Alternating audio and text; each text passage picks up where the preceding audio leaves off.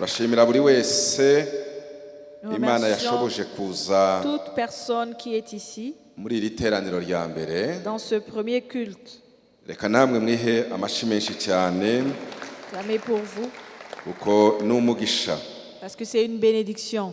Turakira n'abandi bose badukurikira online. Nous recevons tous ceux qui nous suivent en ligne. Imana yo mu ijuru ibane namwe aho muri mu bihugu bitandukanye. Que Dieu soit avec vous là où vous êtes. Ari abadukurikira nonaha Ceux qui nous suivent maintenant, n'abazakurikira izi nyigisho mu ceux myaka qui vont yindi izagenda suivre ces ikurikira. enseignements plus tard.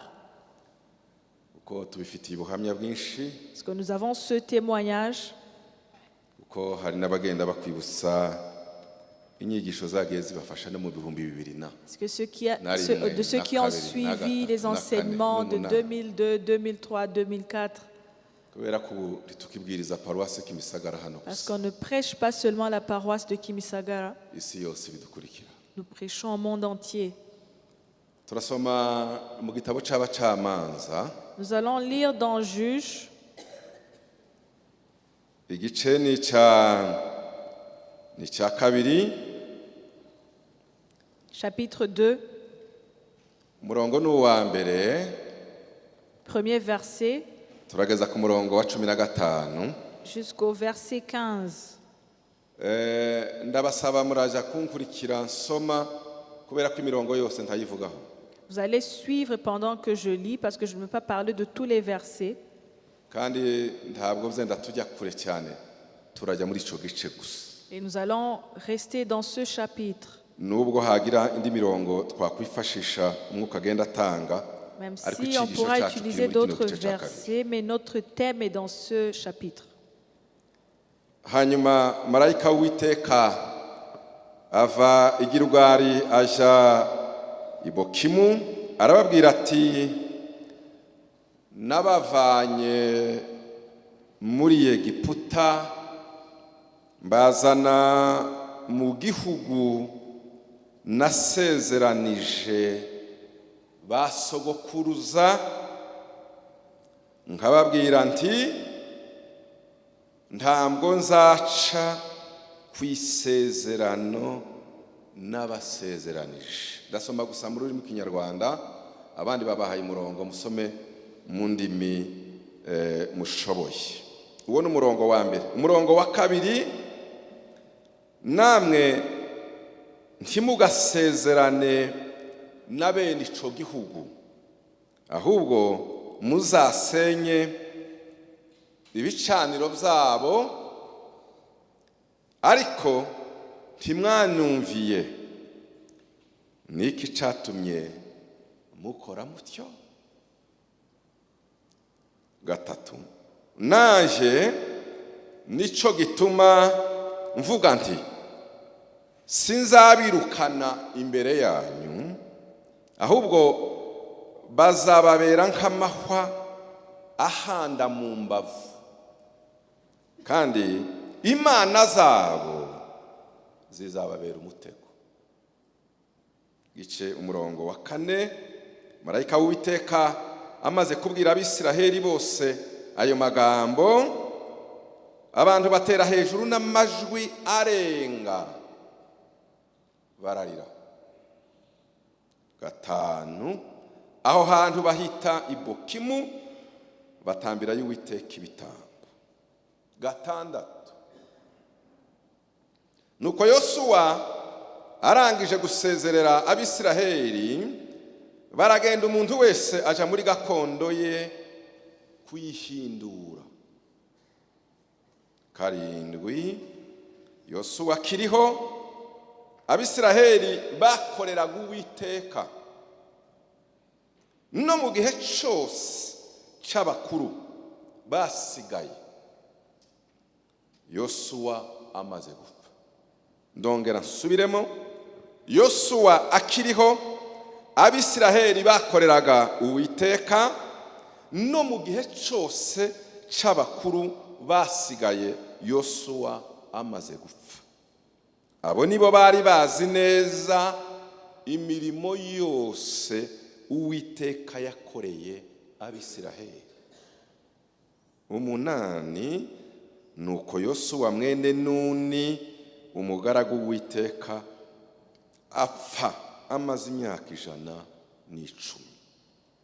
9 bamuhamba mu rugabano rwa gakondo ye Itimunatiheresi mu gihugu c'imisozi miremire ya Efurayimu mu ruhande rw'ikasikasi rw'umusozi witwa Gashi. 10 hanyuma abico gihe bose nabo barapfa basanga basekuruza abo bakurikirwa n'abikindi igihe, next generation.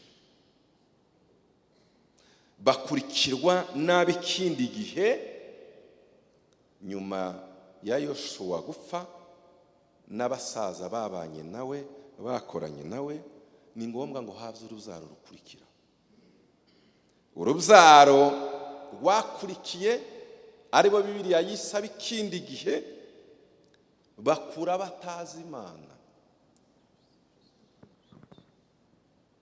haba no kumenya.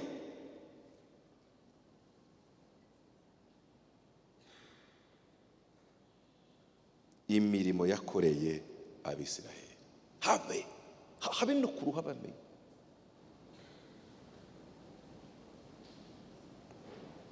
Cumi na rimwe nuko Abisiraheli bakora ibyangwa n'Uwiteka, bakorera Baali. Muntu azakorera icyazi bakamutumikia Baali, bakafanya kazi kwa Baali. 12 bimura Uwiteka Imana ya sekuruza yabakuye mu gihugu ca Egiputa, barayimura bakurikiza izindi mana z'abanyamahanga babakikije bakazipfukamira, barakaza Uwiteka. 13 nuko bimura Uwiteka bakorera Baali na Ashitoroti. 14 maze umujinya w'Uwiteka ukongera Abisiraheli, abagabiza abanyazi kubanyaga, kandi abahana mu babisha babo babakikije, bituma batakibasha guhagarara imbere y'ababisha babo. Ils ont été neutralisés. 15 aho bajyaga hose, everywhere, partout, aho bajya, kila mahali balipokwenda,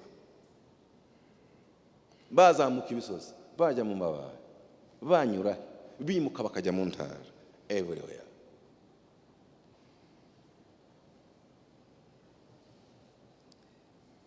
Aho bajyaga hose Uwiteka yabatezaga ibyago, kuko ijisho ry'Imana ntiwarijya kure, kuko yababwiye akabarahira, bariheba cyane. Uyu munsi wa none turagaburamo umwanya baduhaye ibice bibiri. Aujourd'hui, nous allons diviser le temps que nous avons en 2 parties. Igice cya mbere, la première partie kiraba inyigisho, sera pour l'enseignement. Igice cya kabiri turaja kugira umwanya wo gusenga. Et la deuxième partie sera pour la prière. Cyane cyane ko mu mibyizi tutaba dufite abantu benshi bangana batya. Surtout que pendant la semaine, nous n'avons pas beaucoup de gens. Kandi cyane cyane ko tuba dushaka ngo buri ciciro cyose gisenge. Bari ababyeyi bafite uruhare, abana bafite uruhare, ariko uyu munsi ku cyumweru duhuza twese kandi mu mubare ukwiye. Et dimanche, nous avons toutes les catégories des gens. Ibyo bice bibiri rero Mwuka aradufasha kugira ngo tugabure iminota Le neza. Saint-Esprit va nous aider à bien repartir le temps. Icya kabiri, Et la deuxième chose, uyu munsi ndatanga message aujourd'hui je vais donner un message igenda ikora ku bice byose. qui touche à différentes parties. Abana Les enfants cyangwa se urubyaro ou à la postérité, ariko n'ababyeyi. mais les parents aussi. Ku cyumweru dusoza iminsi 14 Et dimanche, quand on va clôturer les 14 nzavuga jours, cyane ku babyeyi. je vais parler beaucoup des parents. Uyu munsi ntiwovuga abana utavuze ababyeyi kuko iki ni cyumweru cyakozemo urubyaro. Et tu ne peux pas parler des parents sans parler des enfants. Abatwigishije parce qu'on kuwa parle de la kabiri kuwa postérité. gatatu twari muri Ekodim abana bakiri bato. Mardi et mercredi, on était à l'Ecodim. Kuwa kane kuwa gatanu rwari urubyiruko. Jeudi, vendredi, c'était la jeunesse. Tugomba gusoza rero dusamarayizinga Et on doit dukora urwo faire rubyiruko un rwacu. résumé aujourd'hui. Iki cyumweru dutangira kizaba ari cy'ababyeyi. Et la semaine qui va suivre sera pour les parents. Parents Ministry. Le ministère des parents. Abazigisha bose n'amasengesho Tous qui vont tuzasenga enseigner les kuko mu prières mibyizi qu'on aura bafite abavuga pendant la butumwa semaine. ariko ku cyumweru kuko ari kizaba ari cy'ababyeyi gusa tuzavuga Mais hejuru y'ababyeyi. dimanche,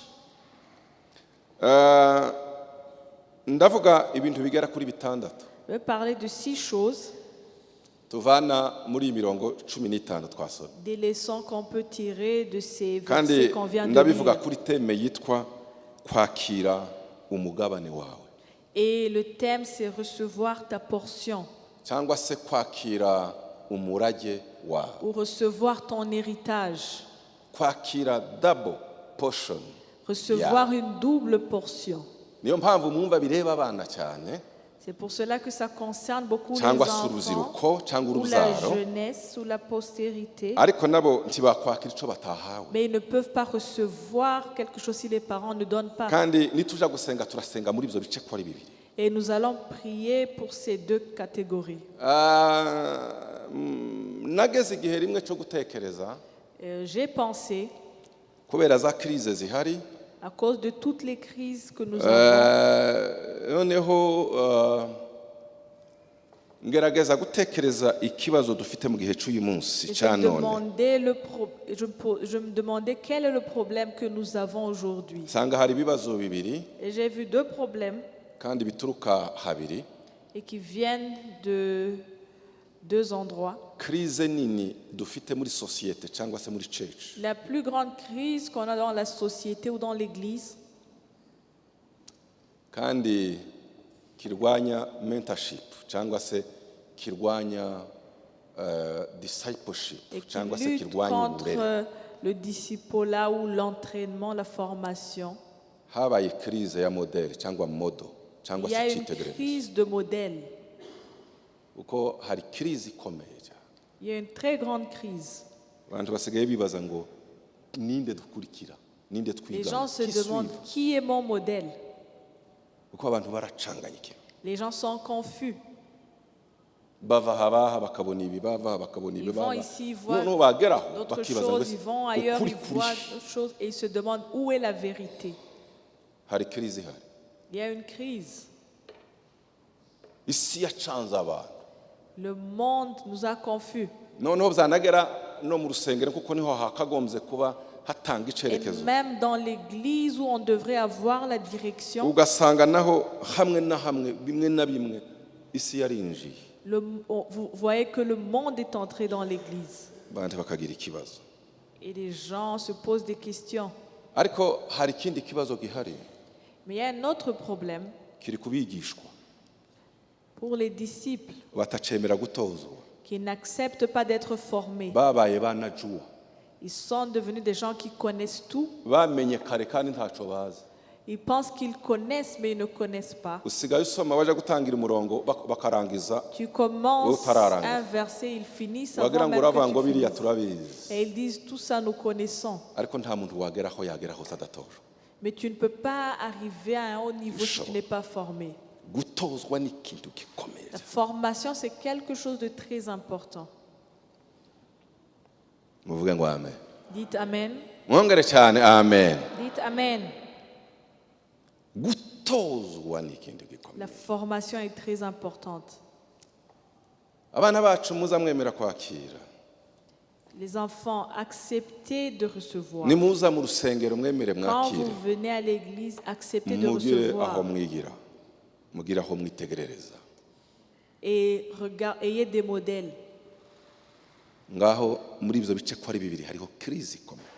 C'est là, dans ces deux choses où il y a une très grande crise. ba menta tugomba kwikosora Certains doivent se corriger, les ariko namwe mentors, abatozwa mugomba et ceux kwemera qui kwakira. sont formés aussi doivent se corriger.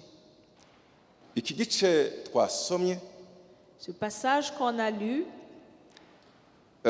isomo rya mbere tuvanamo la première leçon qu'on peut tirer, nuko ubwizerwa bw'Imana ntibuhinduka c'est que Dieu est toujours fidèle. ntibukuka. La fidélité de Dieu demeure toujours. turi kumwe tuvuge ngo amen. Est-ce qu'on est ensemble? mwongere cyane amen. Dites Amen. ubwizerwa bw'Imana ntibujya buhinduka. Dieu est fidèle toujours. ijambo ry'Imana riravuga ngo La Bible nubwo dit- tutayizera izahora ariyo kwizera. Même si nous ne sommes pas fidèles, lui, il sera toujours niyo fidèle. tutakiranuka Même si izahora on n'est pas ariyo juste, gukiranuka. lui, il sera toujours juste. iyo ivuze Quand il dit, izisohoza. il accomplit. kubwiza ukuri niba hari icyo Imana yakubwiye Si Dieu t'a dit quelque chose réellement, niyo kwizerwa. il est fidèle. gusa ntitugira amaso yo kwitegereza Le problème, c'est qu'on ne sait pas observer. icyo yavuze izigisohoza. Ce qu'il dit s'accomplira. murabizi ko Imana yakuye Isiraheli mu Giputa Vous savez que Dieu a tiré les enfants d'Israël d'Égypte. ibahereza Musa arabayobora Les a donnés à arabajyana Moïse qui les a conduits. bageze igihe cyo kwinjira mu gihugu cy'amasezerano. Quand ils devaient entrer dans le pays des promesses, Imana yari yarababwiye ngo nimugera muri kiriya gihugu mbahaye guhindura Dieu leur avait dit, quand vous allez arriver dans ce pays que ntimuzagira je vais donner, ikigirwamana na kimwe mupfukamira. ne vous prosternez point devant les idoles. Imana yababwiraga kuko yari izi ko bazagera mu gihugu cyari gituyemo andi amoko afite ibigirwamana. Dieu leur disait cela parce qu'ils savaient qu'ils allaient arriver dans un pays où il y avait des peuples qui adoraient des idoles. Musa arabayobora Et Moïse les a ariko we conduits, yabayoboye bari mu butayu mais il les a conduits dans le désert. bari batarahura n'ayo moko.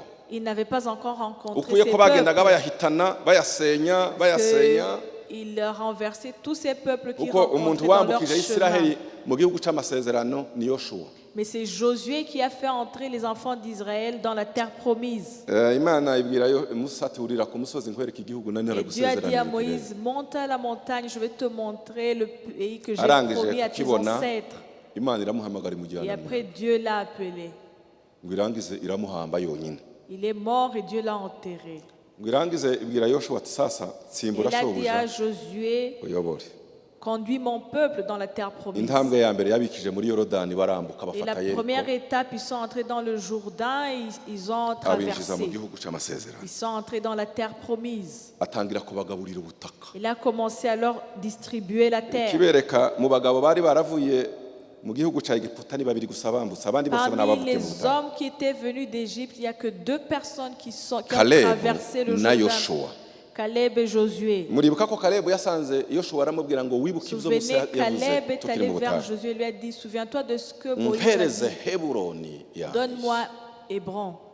noneho bamaze kugera mu gihugu Et après qu'ils sont arrivés dans la terre promise, ubu twinjiye sasa mu gitabo cya Yoshuwa nous entrons maintenant dans le livre de Josué. gitangizanije n'amateka y'igihugu bagezemo mu Commence gihugu avec cy'amasezerano. l'histoire de la terre promise. Imana iragaruka isanga ubwoko bwa Isiraheli. Dieu est venu vers le peuple d'Israël. ikintu cya mbere yabibukije Et la première chose qu'il les a rappelés, ni uko ariyo kwizerwa. c'est qu'il est fidèle. turi kumwe Est-ce qu'on est ensemble? ibibutsa ko ari Imana yo Il kwizerwa. les a rappelés que c'est un Dieu fidèle. umurongo wa mbere Au premier verset, hanyuma marayika w'Uwiteka ava i Gilugari aje i Bokimu arababwira ati nabavanye mu gihugu cya Egiputa mbazana mu gihugu n'abasezeranije nasezeranije ba sogokuruza nkababwira nti ntabwo nzaca ku isezerano n'abasezeranije. Murumva ukuntu abibukije? Il les a arababwira ngo jewe ibyo navuze umunsi wa mbere Ce n'abahagurukije que je vous muri ai dit le Egiputa, premier jour quand je vous ai fait quitter d'Égypte. mwe ntimwari muhari Vous n'étiez pas là kuko mwavukiye mu butayu, parce que vous êtes nés dans le désert. ariko ibyo nabwiye ba sogokuruza ngibi Et ce narabikoze. que j'ai dit à vos ancêtres est arrivé. muri he? Où est-ce que vous muri êtes? mu gihugu n'ababwiye bakiri muri Vous Egiputa, êtes dans la terre promise. kuko njyewe sinzaca ku isezerano. Parce que je ne peux pas rompre mon alliance. Imana niyo kwizerwa. Dieu est fidèle. Imana irabibutsa. Dieu les a rappelés. Igitabo cy'abacamanza rero Et le livre de Juges, hari ku ngoma ubu niyo Yoshuwa wari uyoboye. Imana niyo kwizerwa. Icya kabiri tuvanamo imaze et la kwibutsa ko ariyo deuxième kwizerwa. leçon, Icya kabiri Imana ibereka ko intwaro y'umwanzi izibuza gusohoza ubwizerwa bw'Imana ni intwaro yitwa kutumvira. et Dieu leur a montré que la désobéissance est l'arme que l'ennemi utilise pour contrecarrer le plan de Dieu. Imana ibereka ko c'est un Dieu iri omnipotent, iri Il a montré capable que c'est un de tout. Dieu qui est omnipotent. N'Imana yo kwizerwa. Il est fidèle, Ariko ibereka ikiza kikoma mu nkokora mais il leur a montré ce qui le bloque. kandi ariyo ntwaro Satani akoresha. Et c'est ça l'arme que l'ennemi utilise. Umurongo wa kabiri, Verset 2. namwe ntimugasezerane na bene ico gihugu. Arabibutsa ati narababwiye ngo nzabikora ndi Imana yo kwizerwa, ariko mwibuke ico nabasabye. Je vous ai demandé quelque chose. Ntimugasezerane na bene ico gihugu, Ne traitez point d'alliance avec ahubwo les habitants de ce pays, muzasenye ibicaniro byabo. mais renversez leurs autels. Ashaka kubabwira ati mwabagabo mwe, ntabwo Musa yababwiye ibyo Moïse vous a dit, nubwo atagihari. même s'il n'est plus là, Mbere y'uko Musa Imana imuhamagara, avant que Dieu ne l'appelle, yanditse igitabo cyo gutegeka kwa kabiri. il a écrit le livre de Deutéronome. Gutegeka kwa kabiri nuko hari harabayeho gutegeka kwa mbere y'uko bahaguruka babwirwa amabwiriza yose. C'était une répétition des lois qui avaient été données avant. Imyaka 40 igiye kurangira mbere y'uko Musa ataha, À la fin des 40 yongera ans, yicaza Isiraheli yose, Moïse uruzaro a rwavukiye mu butayu, rassemblé les enfants d'Israël qui étaient yongera nés dans asubira le de désert. A à Z Il ibyo a Imana répété yababwiye. de A à Z ce que Dieu leur avait déjà dit. Ariko gutegeka kwa kabiri. Et c'est ça le abahamagaye. livre de Deutéronome. Noneho Imana irabibutsa ati sinababwiye ko nabasezeranyije Il a igihugu dit, nzakibaha. je vous ai promis que je vais vous amener dans ce pays, Ariko reka mbibutse nababwiye mais gutema. souvenez-vous, Ntimuzasezerane na bene iki gihugu, je vous ai demandé de ne point traiter d'alliance avec ahubwo les habitants de ce muzasenye pays, ibicaniro byabo. mais vous renverserez leurs autels. Sibyo? N'est-ce pas? Yes. Dona ubwizerwa bw'Imana, La fidélité de Dieu, guhagarara muri condition twaha. mais respecter aussi les conditions de Dieu. Ngo arangize Imana imaze kubibutsa condition Et quand ikora Dieu evaluation. les a rappelé la condition qu'il avait donnée, Aravuga ngo ariko mais ntimwanumviye. vous n'avez point obéi à ma voix. Mwumvise? Maze kubabwira ko akoze evaluation. Arababaza ngo niki cyatumye mukora mutyo. Pourquoi avez-vous fait cela?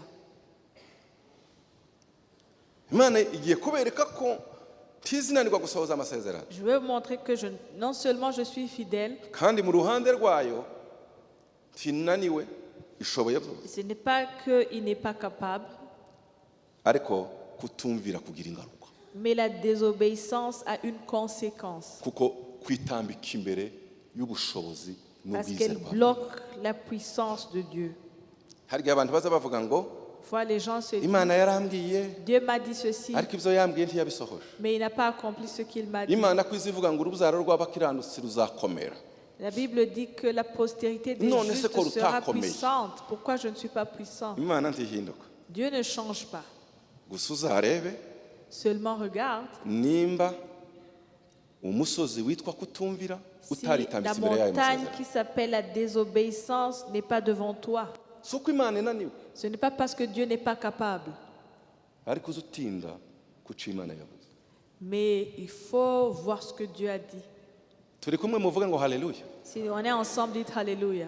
Rimwe nigeze kwicara Un jour, ndatekereza je me demandais, ndavuga ese kubera iki kenshi je me disais pourquoi,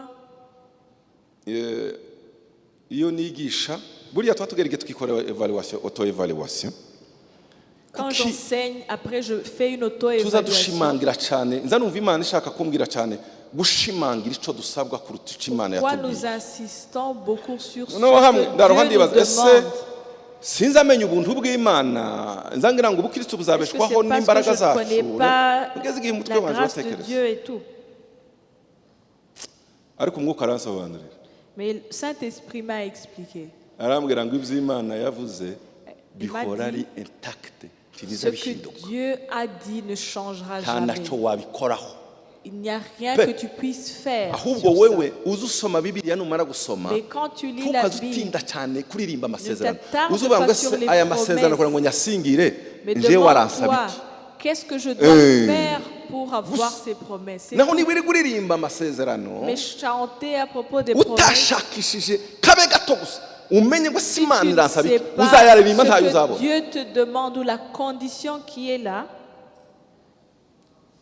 Yoshuwa igice cya mbere Imana yamuhaye amasezerano utobara Dieu a donné à Josué beaucoup de promesses.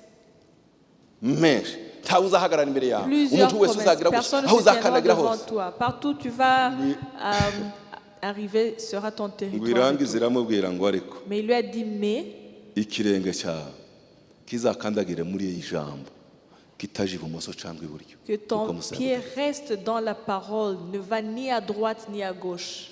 ngako akantu gakomeye Yoshuwa agomba C'est ça ce gutinda qui est très important, plus que les promesses. Deuteronome 28 Dans gutegeka kwa kane Deutéronome 28, haza havuga ngo niwitondera iri jambo la ku murongo parole wa de mbere, Dieu dit, si tu obéis à cette parole, dore ibizakubaho regarde ce qui va se passer. imigisha yose yame muzasome Et cya ils gitabo énumèrent n'imigisha toutes les bénédictions. gusa ariko igikomeye kuri wewe Mais ce qui est Si très vous pouvez lire important, Yamish. ce n'est pas d'énumérer ni toutes ces ugufatira bénédictions, ijambo kwitondera icyo navuze. c'est d'obéir à ce que Dieu a dit. hari abantu baza bajya hariya bakavuga ngo mana we pindura umutwe waravuze ngo Les tuzaba gens qui umutwe disent, oh Hein? Dieu, je vais être la tête. Ntabwo Tu as dit twoba qu'on sera la umurizo. tête, non la queue. biriya ntibabisaba Tu ne demandes pas ces choses. uziyiriza Tu vas jeûner, usenge tu vas prier uko ugenda usenga ukomeze kuba umurizo et tu vas rester une queue. kandi uhawe usaba kuba umutwe Et pourtant, tu pries pour être la tête. biriya Ces kera Imana choses-là, yabitangiye igisubizo kuraja Dieu a gusengera icyo Imana déjà yatanze igisubizo donné la hagarara mu solution. mategeko yayo Reste dans la uceceke, parole de Dieu. ugumemo Reste dedans. Imana ntizibeshya Dieu ne ment pas. urebe ko iriya migisha yose itazakugara Et tu verras que tu auras toutes C'est ces ça. bénédictions. C'est simple. niko abantu baza baje gusaba mana ndwanirije ubukene mpereza imigisha si Les iriya gens qui font iri mu demander ijambo Dieu, ry'Imana donne-moi la richesse. gutanga guhesha umugisha Si tu Savoir. donnes, tu seras béni. urasengera ibyo Imana yasubije Tu pries pour des choses que Dieu a déjà données. umukozi w'Imana akiriho Imana itaramujyana mu ijuru Serviteur de Dieu, avant qu'il n'aille au ciel, yigeze kutwigisha hano mu il kiza nous a Jonas enseigné ici. aratubwira ngo ubukene ntibuzabusengera murabyibuka ntibuzabusengerwa On ne prie pas pour la pauvreté. ya muri principe y'Imana Entre dans les Urebe ukuntu principes de byikora. Dieu et tu verras. kandi iyi principe yo gukira yo gutanga ntizikora gusa kubasenga Et niyo ce utobusenga niyo principe de la igiye muri principe générosité yo ne gutanga s'applique pas seulement aux chrétiens. Toute personne qui applique ce principe sera bénie. ingaruka yo kutumvira niza yimira ubwizerwa bw'Imana Et n'ubushobozi c'est la bw'Imana bw'Imana. désobéissance qui bloque la puissance de Dieu et qui l'empêche d'opérer. mwakurikiye muvuge ngo amen. Est-ce que vous suivez? Dites Amen. mwongere cyane amen. Imana niyo kwizerwa irashoboye ijana ku Dieu ijana. est fidèle, 100%. Ko attention, Mais attention, iri jambo yabwiye Isiraheli, cette parole qu'il a dit à Israël, hari bamwe bari kuvuga ati ya Mana yaratubeshye ko none certains abanyamahanga auraient pu yatwohereje ko dire, batumaze. Dieu nous a menti. Imana irabwira ati no, Et Dieu leur a dit non, si uko ndabishoboye, ce n'est pas parce que je ne peux pas le ariko nababwiye faire, gute, mais je vous ai dit ntimukagira Imana muzasanga muri gihugu musenga, de ne pas se prosterner devant les idoles. noneho rero muvuge ngo Imana idufashe. Que Dieu nous aide. Nimurebe bwa bwoko bwari bufite Imana yabahagurukije Regardez ikoresheje ce inda peuple n'ibikeri, qui avait un Dieu yababwiye ngo mu gihugu kizatemba amata n'ubuki, qui leur a dit que dans leur pays coulera le lait et le miel. intwaro y'umwanzi yitwa kutumvira Mais l'arme de l'ennemi qui s'appelle la désobéissance a iranetraliza buri kintu. neutralisé toutes ces choses. Nimwumve rero isomo rya gatatu dukura muri iki gitabo, Écoutez la troisième leçon, umurongo wa gatatu. au verset 3. Imana imaze kubabaza ngo ariko ntimwanumviye niki cyatumye mubikora mutyo. Umurongo wa gatatu, nanje nico cyatumye, nanje nico gituma mvuga nti ntabwo nari mbigendere, sinari nabifite. J'ai dit alors, Nukuberamo, à cause de vous, nanje nico gituma mvuga nti j'ai dit alors, sinzabirukana imbere yanyu abo je ne les n'ababisha bawe, chasserai point devant vous, ahubwo bazababera nk'amahwa abahanda mu mbavu, mais ils seront à vos côtés. kandi imana zabo Et leurs dieux zizababera umutego. vous seront un piège. Imana sirananiwe kubirukana? No. Dieu pouvait les chasser. Rero babwira ngo vous êtes en train de vivre, muraviva ingaruka zo. Mais leur a dit, vous vivez les conséquences de la désobéissance. Suko ntari Imana yo kwizerwa. Ce n'est pas parce que je suis un Aya Dieu. moko mwasanze hano nari narabasezeranije ko nzabimu azababera nk'amahwa ahora bahanda Mais mu ils mbavu. seront comme des épines Impamvu à vos côtés, ko mutanumvi. parce que vous n'avez pas obéi. Muvuga ngo Imana idufashe. Dites que Dieu nous aide.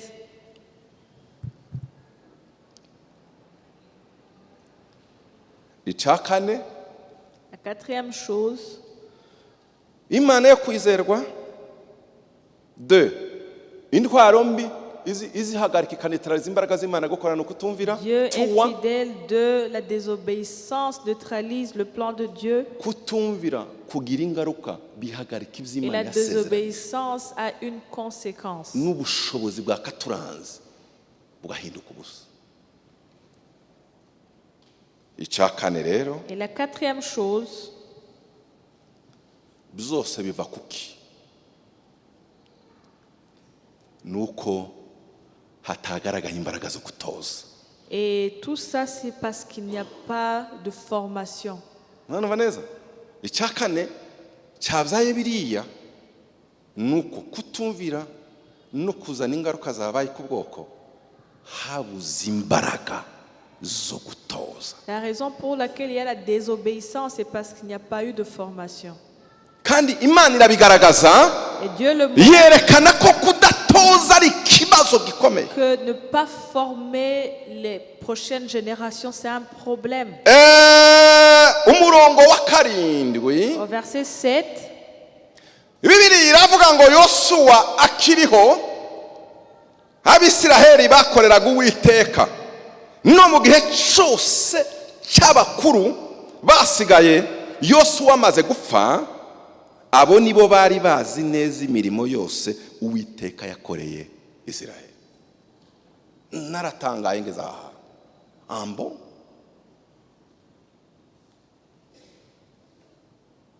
imbaraga zo gutoza. les puissances de la formation.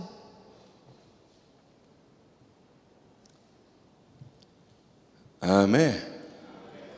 mwongere cyane amen. Amen. Kuko ibibiri yivuze ngo Yosuwa akiriho ubwoko bwa Isiraheli bwakoreye Lorsque Josué était en vie, le peuple d'Israël servir l'Éternel. ngo arangize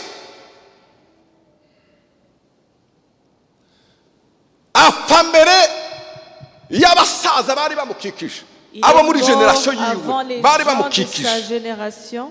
ngo apfe bafata rere Ils ont bafata pris rwa la rumuri relève. barakomeza bararujyana. Ils ont continué Isiraheli ikomeza gukorera Uwiteka et Israël a continué à servir l'Éternel. kuko bose banganaga, uwapfuye mbere abandi bagenda bakurikira generation Mais irarangira, la génération est décédée petit à petit. ngo bose uwa nyuma yagiye Isiraheli igikorera Uwiteka. Et jusqu'à la dernière personne, Israël servit Dieu.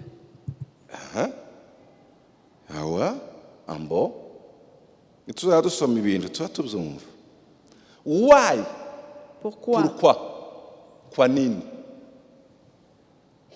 Bibiri iravuga ngo La Bible dit, impamvu Isiraheli yakomeje gukorera la Uwiteka, raison pour laquelle Israël abo continue nibo à bari servir bazi l'Éternel, neza imirimo yose parce que Uwiteka ces yakoreye. personnes avaient vu toutes les grandes choses que l'Éternel avait faites.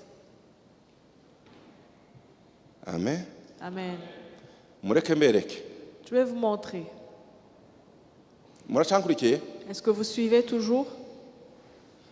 Ntabwo abantu bose boba batagatifu. Toutes les gens ne peuvent pas être des saints. Ntabwo abantu bose boba banyantegenge. Et tout le monde ne peut pas être faible. Uru rusengero rufitemwe abanyantegenge. Dans cette église, il y a des gens qui sont faibles. Rurimo n'abadakiranuka kimwe n'abandi bose. Il y a ceux qui ne sont pas justes comme les autres. Habe n'igihugu kigiramwo bamwe bagira Et même dans amanyanga. le pays, il y a ceux qui ne sont pas justes. Ariko Imana ntizihora igihugu cyangwa itorero amanyanga ari individuel. Mais Dieu ne peut pas punir un pays, une église à cause des fautes individuelles. Ariko iyo bimaze kwinjira muri leadership Mais quand ça arrive yose ikaba corrompu, dans la iba direction, yinjiye les muri spirit, dirigeants et qu'ils sont iba yinjiye muri corrompus, spirit y'igihugu, iba ça yinjiye muri entre dans spirit y'itorero, iba l'esprit yinjiye du muri pays, spirit de y'umuryango. l'église. Ico gihe Imana irareagiza. Kamuranumva neza? Est-ce que vous Iyo usomye entendez? igice cya gatandatu cy'itangiriro, Quand vous ngo lisez le Imana chapitre ibona 6, abaremwe bose Dieu a vu que bakora ibibi. sa création faisait de mauvaises choses. Ntabwo yatekereje ko yabarimbuye kubera ko bakoze ibibi. Les Kuko isi a yose pas- igihe cyose ikora Il ne les a ibibi. pas détruits parce qu'ils faisaient du mal. Dore igikomeye. Regarde ce qui est important. Ngo ariko ngo ibona ko gutekereza kwabo kose Et il a vu que leur byinjiye muri pensée, ame byinjiye. Ni ukuvuga ngo Dans leur leadership âme. yose, systeme yose yari tout le corrompu. système était corrompu. Muzatire attention.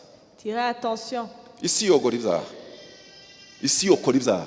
Le monde peut pécher, Ariko iyo bimaze kwinjira muri mais systeme, quand ça entre dans le système, c'est très dangereux. c'est très dangereux. Umwe yogira intege nke ariko nija kureba personne bivuga ngo peut ni être intege nke fait, zuriya ariko ibindi Mais byose c'est biracahagaze. individuel. Ubu se kuribwira ngo igihe cya Yoshuwa nabo bakoranye, Pensez que pendant le temps de Abisiraheli ntibarimo Josué, bafite intege nke, bari parce bahari, que les Israélites n'étaient pas ariko faits, systeme iyobowe na mais Yoshuwa le na les anciens système bose dirigé par bakikije Josué, ses yubahaga anciens, Imana. ils craignaient Dieu. Imana iracemera. Noneho wagira ngo uracyagira guki ikagira abacaha, yagira ngo uracyagira guki ikagira abagarura, Quand il y ikagira avait ceux qui faisaient igitsure des fautes, il y avait kiyobora des abantu gens qui ku byiza. redressaient. Imana ati yes ndacyari kumwe Dieu a nawe. dit, je suis toujours avec vous. Kubera ko aba bantu bahagaze neza nubwo bari bafite sosiyete iremereye, Pourquoi est-ce qu'ils se sont bien tenus alors que la nuko bari société est bazi difficile? Imana Parce qu'ils n'ibyiza connaissaient byose Dieu yakoze. et toutes Bari les grandes choses qu'il baratojwe avait fait. kumenya agaciro k'Imana Ils avaient été kibari formés kuyivaho à connaître malgré les circonstances zikomeye. Dieu et ils ne pouvaient pas l'abandonner. Niki cyahinduye Yoshuwa kumera kuriya?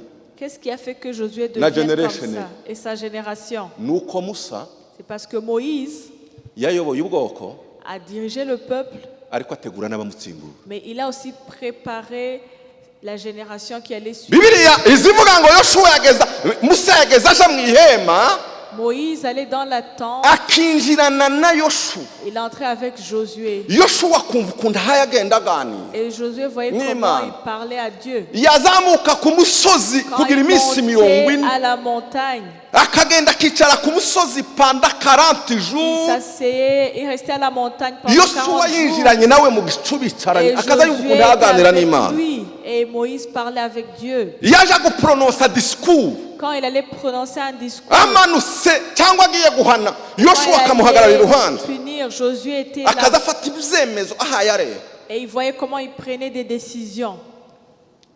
ngo amare gupfa. Et quand il est mort, Isiraheli itabizi ko Musa yapfuye Israël ne savait pas que Moïse était mort. imaze kumushingura Après que Dieu l'ait enterré, kugira ngo ikiriyo kirangire pour que le deuil puisse finir, Imana yonyine ija kubika irababwira ngo umugaragu wanje Mose yarapfuye et Dieu leur a dit, mon serviteur Moïse est mort.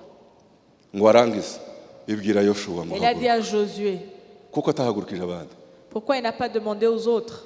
kuko Imana itahagurukije abandi igahagurutsa Yoshuwa Pourquoi niwe il wari n'a mukuru pas demandé aux autres? Il a demandé à Josué. impamvu wagenze iruhande rwa shobuja La raison pour laquelle tu étais à côté de kwari Moïse, ukugira ngo ugende wiga c'était ureba pour uko akora apprendre, kugira ngo uzasigire inkoni pour que tu puisses prendre la relève. nawe ngo ayisingire Et quand il a pris la relève, arinda bwa bwoko il a protégé le peuple.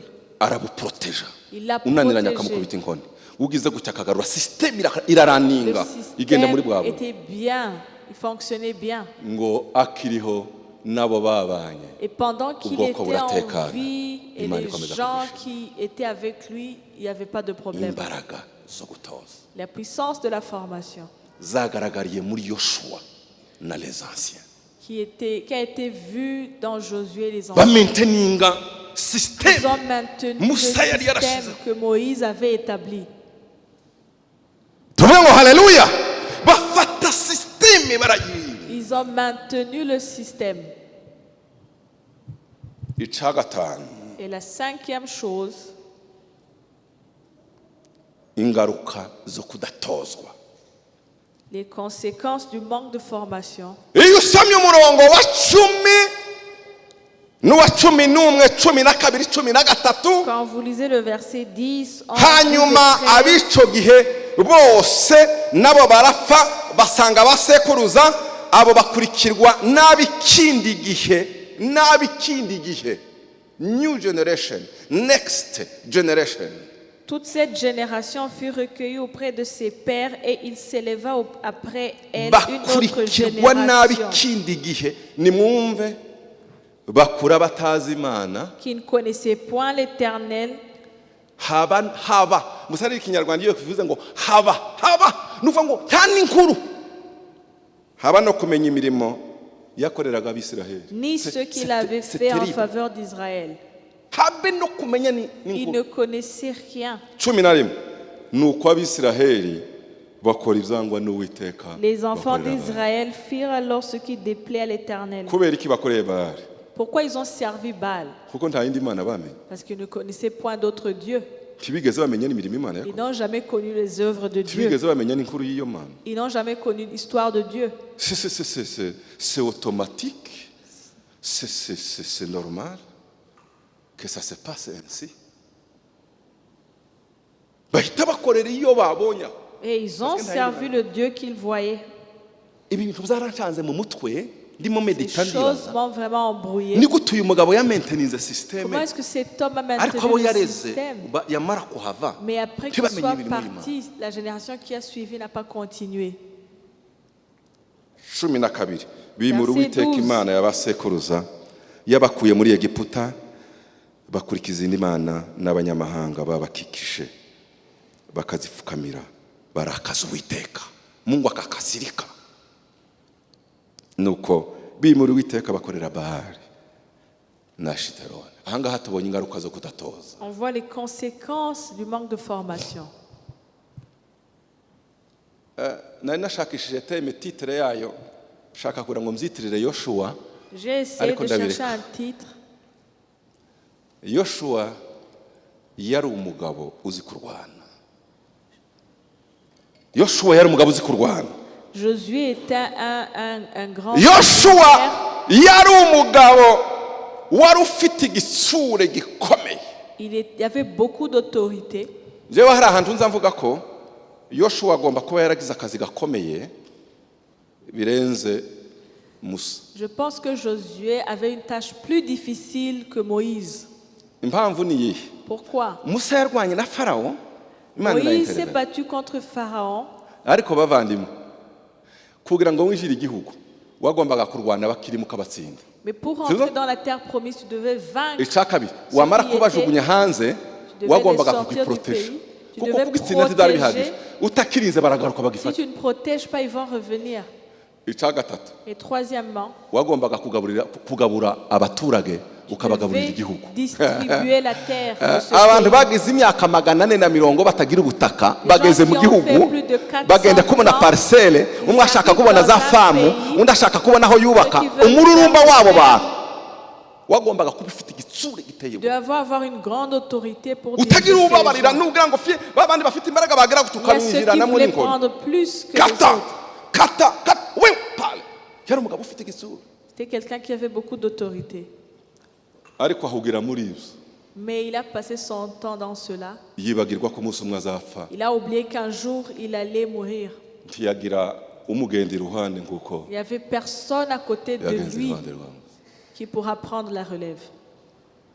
Ngico ikibazo.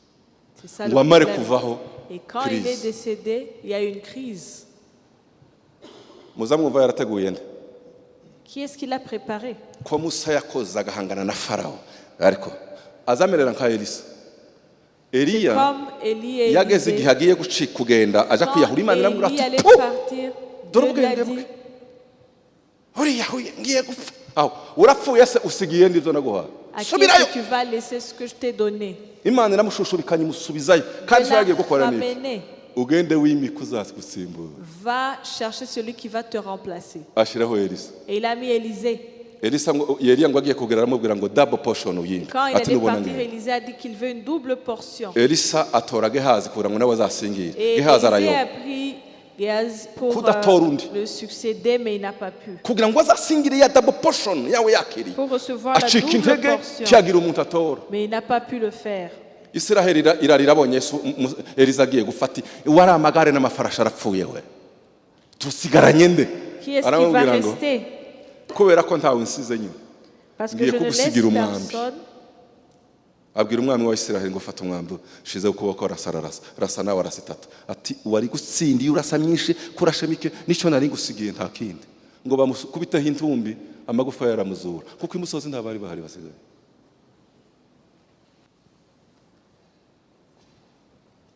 Ngiki kintu Yoshuwa cyamwishe ngo abandi C'est ça le bakurikiye problème que Josué a eu.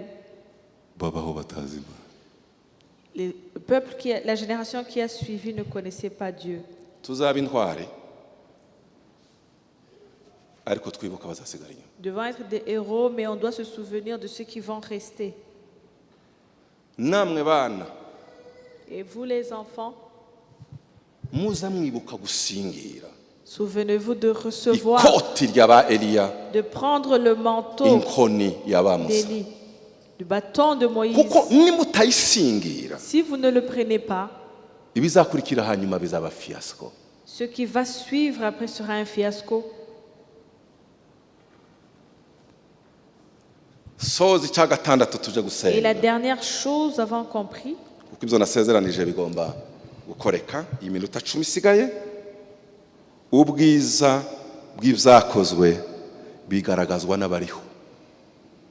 on évalue la beauté de ce qui a été fait par ceux qui survivent. Naha nari gutinda ariko ari amatitire mugende muyamediteho cyane. Allez méditer sur ces titres. Ndashaka ko babaza ushobora kuba utayumva ibyo ngiye kuvuga. Peut-être que vous ne Ubwiza comprenez pas ce que je bw'ibyakozwe veux dire. bigaragazwa n'abariho. Vous voyez la beauté des choses qui ont été faites à travers Kasubire ceux n'ubu, qui subire muri survivent. iki. Ubutwari bwa so L'héroïsme Cyangwa de bwa papa. ton père bugaragazwa n'abana yabyaye. est démontré par ses enfants. Abagiye Ceux qui sont Batakiriho. partis, qui ne sont plus là, bagaragaza ubutwari bwabo bugaragazwa n'abacitswe ku icumu. on verra leur héroïsme par ceux qui ont survécu.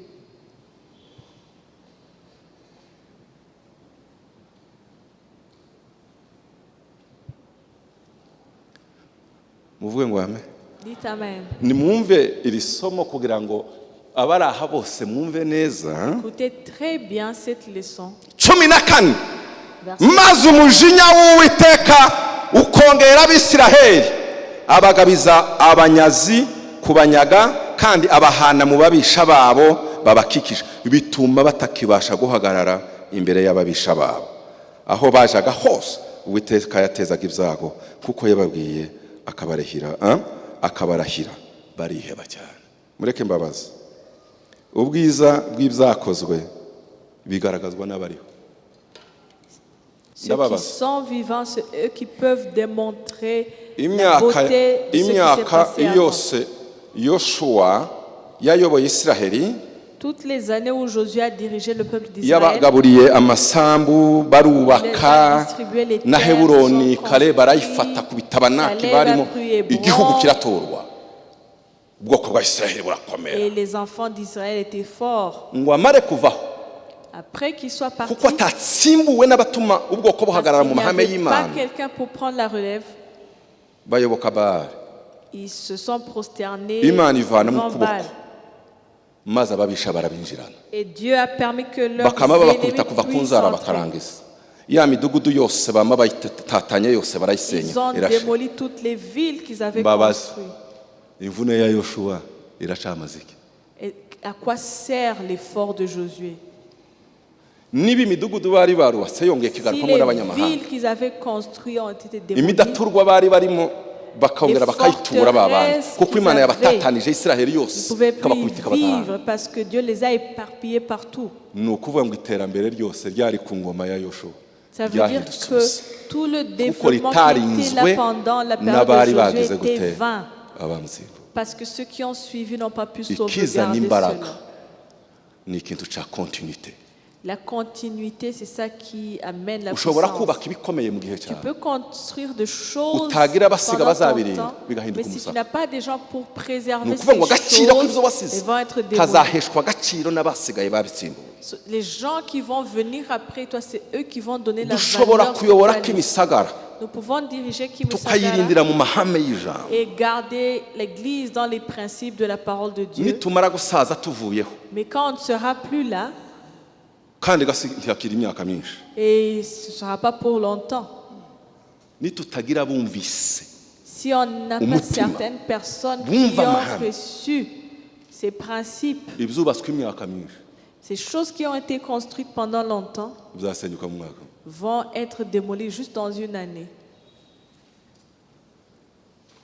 abubatse leadership yubatse kimisagara simvuga ahandi ko siwe tuyoboye yubatse Le kimisagara leadership qui a kuva abambere construit cette batangiye église de succession yagiye Kimisagara. ibaho igituma kimisagara gishimwa La raison pour laquelle Kimisagara nuko est hakiriho toujours là, leadership c'est parce qu'il y a un leadership igisigasira wa murage.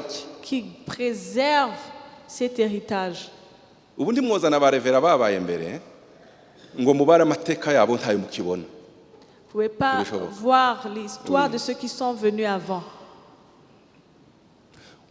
Ntugakomere mu gihe cyawe ngo wibagirwa abazakurikira Ne sois pas fort dans ton temps et oublie kuko aba nibo ceux bazahesha qui vont agaciro venir après. ibyo uzaba warubatse C'est imyaka eux myinshi. qui vont donner de la valeur à ce que tu auras construit. Iyo ufite abana Si tu as des enfants, bakava ngo naka yari imfura on dit telle personne était noble. agaciro ka wa mugabo no kuzareba urubyaro rumurimo.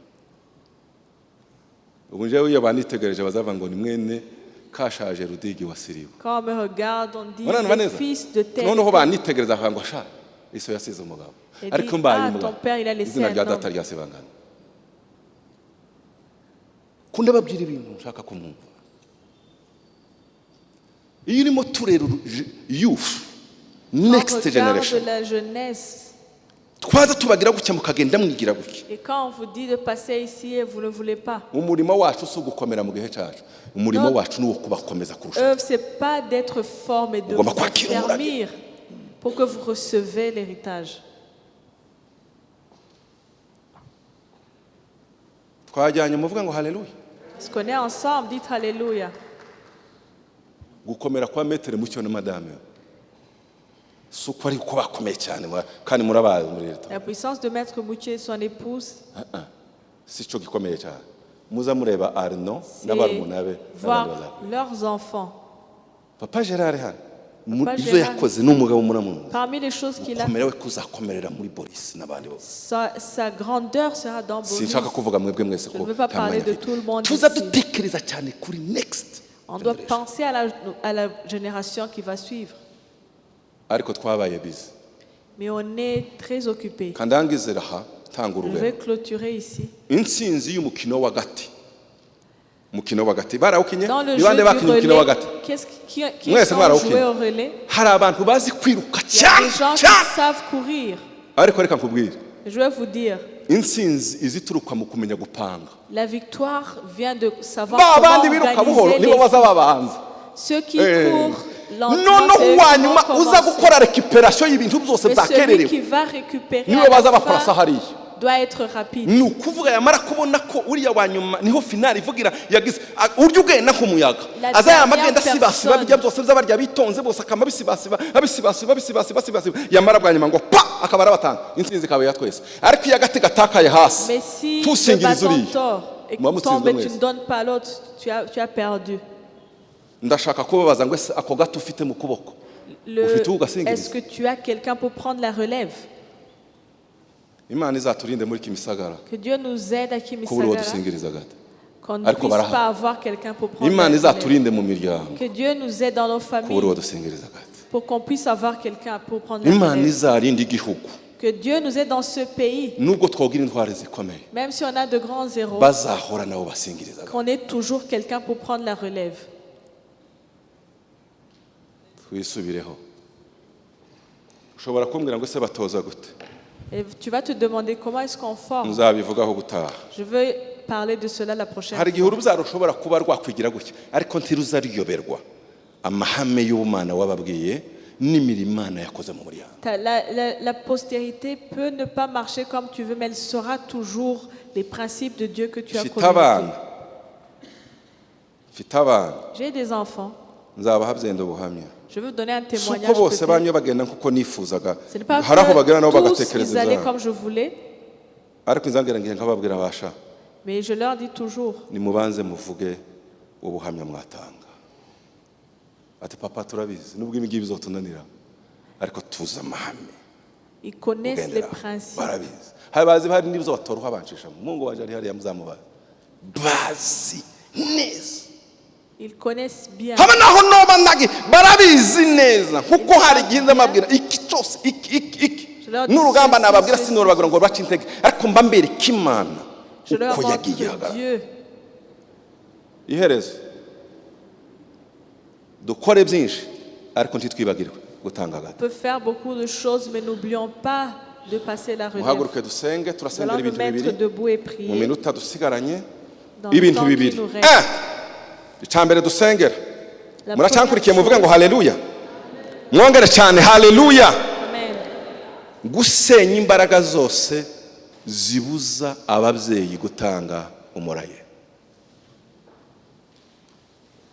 isi iratudisitereye Le monde nous distrait. izo mbaraga tuzisenge icya Nous kabiri allons détruire toutes dukingura ces imiyoboro forces. yose y'imana itanga umurage mwiza ku bana bacu Nous allons ouvrir tous les canaux qui dukinge donnent n'imiyoboro bonne résultat. mibi Et nous allons yose fermer isi tous hayitanga les mauvais canaux du monde. kandi dusabire abana bacu kugira umutima wakira Y compris pour que nos enfants aient un cœur qui ushobora kuba reçoit. umubyeyi uzi ushaka gutanga umurage Tu peux vouloir Kandi vraiment wabihaye donner umwanya. l'héritage, ariko abana bawe bakabura umutima wo mais kwakira les ibyo enfants ne birahari veulent pas recevoir. ntabwo imana yagukondana ariko Dieu ne peut dufite pas te ubushobozi bwo kugarura abana condamner, mais on a la Tukabagarura. puissance de ramener ses enfants. ariko nanone n'abapapa barangaye am busy Et aussi les papas qui sont reka nkubwire distraits. ibyo ukorera byose uzutekereza muzabisigira Tout ce fata que umwanya wo tu fais, gutindana n'abana bawe pense à la génération fata qui umwanya wo va venir. gutindana n'umuryango kuko Prends bariya le nibo temps d'être ibiri avec uhaye ta ukora nibo famille. bazabihesha agaciro C'est tugiye eux qui vont gusenga donner mana la yo mu valeur ijuru à ce que tu fais. mu izina rya yesu kirisito umwami n'umukiza turagushimiye kubera ko ari wewe wenyine waduhaye urubyaro ni wewe wenyine waduhaye urubyaro haba ari urubyaro mu buryo bw'umubiri haba ari urubyaro mu buryo bw'umwuka haleluya uduhereze imbaraga guhishurirwa uburyo bwo gutanga umurage, uburyo bwo gutanga umurage, uburyo bwo gutanga umurage. Satani cyazi adashaka gukupa, adashaka gukuraho, adashaka kuvanaho ikiraro cyambutse ibintu, akagira ngo ababyeyi ibyo bafite, ubuyobozi ibyo bafite bizajyane nabo mu izina rya Yesu. Uyu munsi wa none turubaka ikiraro cyambukiraho umugisha, ikiraro cyambukiraho amasezerano, ikiraro cyambukiraho umurage, ikiraro turacubatse mu izina rya Yesu. Ndabasaba mwubaka ikiraro bavandimwe, mwubaka ikiraro gisingiriza generation ya mbere, isingiriza ya kabiri, kugira ngo abana bacu basingire, abitorero basingire, abana mu buryo bw'umwuka basingire, abana mu buryo bw'umubiri basingire, ubuyobozi busingire, haba mu gihugu, haba mu itorero, haba mu miryango. Reka twambutse Mana, turubaka ikiraro, turubaka ikiraro, turubaka ikiraro, turubaka ikiraro, turubaka ikiraro, turubaka ikiraro, turubaka mu gihugu cyacu. Waduhaye leadership nziza y'abagabo bakomeye buzuye umwuka w'Imana. Mana yo mu ijoro, turasaba abanyarwanda kwiga, abanyarwanda gutozwa, abanyarwanda baba abanyeshuri beza, biga neza, batekereza neza, basingira imiryango yose ijya gusobaganya,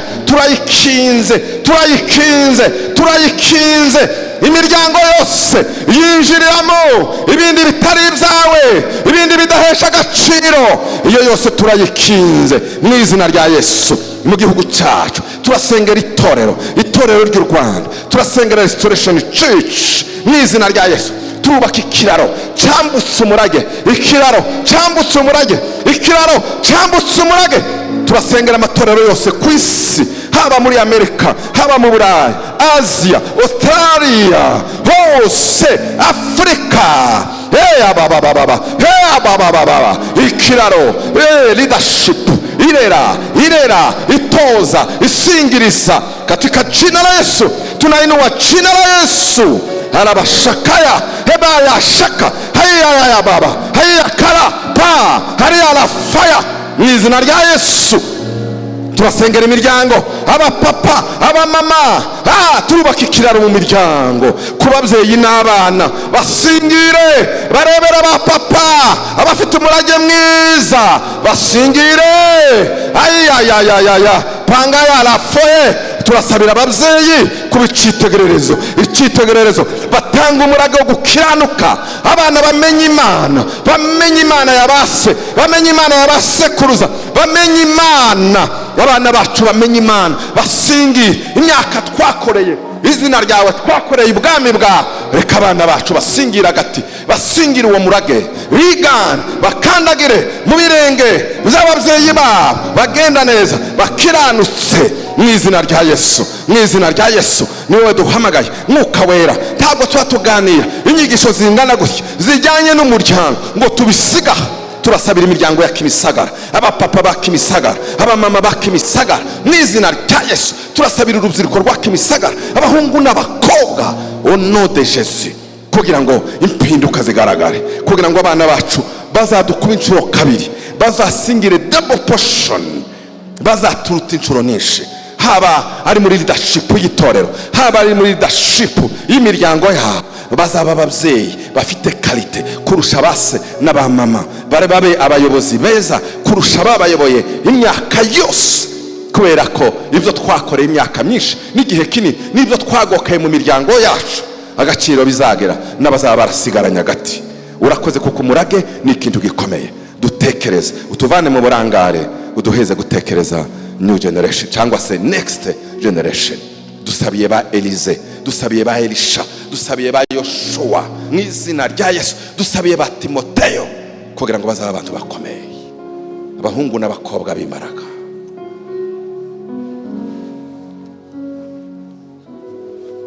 Urakoze Mana, urakoze Yesu. Icyubahiro n'ishimwe bikomeze kuba ibyawe. Tuguhoye amashyi menshi n'impundu.